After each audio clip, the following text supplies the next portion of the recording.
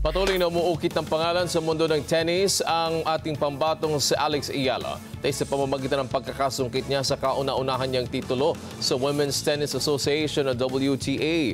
Tinalo ni Alex si Pana Advardi ng Hungary sa score na 1-6, 7-5, 6-3 sa finals ng Guadalajara 1-2-5 nitong linggo ng umaga oras sa Pilipinas.